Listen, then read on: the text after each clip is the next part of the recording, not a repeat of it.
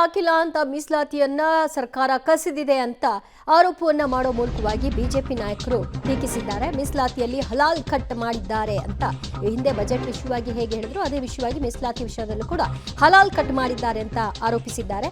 ಹಿಂದೂಗಳು ವೋಟ್ ಮಾಡಲ್ಲ ಅಂತ ಮುಸ್ಲಿಮರಿಗೆ ಈ ಮೀಸಲಾತಿಯನ್ನ ಕಲ್ಪಿಸಲಾಗಿದೆ.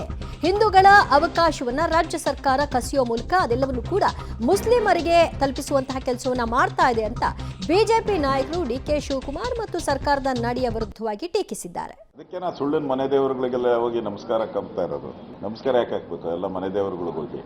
ಕರ್ನಾಟಕದ ಉಪಮುಖ್ಯಮಂತ್ರಿ ನಿನ್ನೆ ಕಾಂಗ್ರೆಸ್ ಪಕ್ಷದ ನಿಜವಾದ ಮುಖವನ್ನು ಅವರು ಅನಾವರಣ ಮಾಡಿದ್ದಾರೆ. ಕರ್ನಾಟಕದಲ್ಲಿ ಸರ್ಕಾರಿ ಕೆಲಸದಲ್ಲಿ ಮುಸ್ಲಿಂ ಸಮುದಾಯಕ್ಕೆ 4% ಮೀಸಲಾತಿಯನ್ನ ನೀಡುವ ಬಗ್ಗೆ ಅವರು ಮಾತನಾಡ್ತಾ ರಾಜ್ಯದಾದ್ಯಂತ ಇದರ ವಿರುದ್ಧ ಪ್ರತಿಭಟನೆ ಎದ್ದಿದೆ, ಜನ ಇದನ್ನು ಕ್ರಿಟಿಸೈಸ್ ಮಾಡ್ತಾ ಇದ್ದಾರೆ ಅಂತ ಕೇಳಿದಾಗ ಅವರು ಅದನ್ನು ಸಮರ್ಥನೆ ಮಾಡ್ಕೊಂಡು ಹೇಳಿದ್ದಾರೆ, ನೋಡೋಣ ಕೋರ್ಟ್ ಏನು ಹೇಳ್ತದೆ, ಒಬ್ಬರಿಂದ ಒಬ್ಬರು ಕೋರ್ಟ್ಗೆ ಹೋಗ್ತಾರೆ, ಕೋರ್ಟಿನಿಂದ ಏನು ನಿರ್ಣಯ ಆಗ್ತದೆ ನೋಡೋಣ, ಮುಂದುವರೆದು ನಾವು ಸಂವಿಧಾನವನ್ನು ಕೂಡ ಅದರ ಪರವಾಗಿ ಬದಲಾವಣೆ ಮಾಡ್ತೀವಿ ಅನ್ನುವಂತಕ್ಕಂಥ ಮಾತನ್ನು ಹೇಳಿದ್ದಾರೆ. ಹೀಗಾಗಿ ಕಾಂಗ್ರೆಸ್ ಪಕ್ಷದ ನಿಜ ಬಣ್ಣ, ಅದರ ನಿಜವಾದ ಮುಖವಾಡ ಇವತ್ತು ಡಿ ಕೆ ಶಿವಕುಮಾರ್ ಅವರ ಮುಖಾಂತರ ಹೊರಗೆ ಬಂದಿದೆ.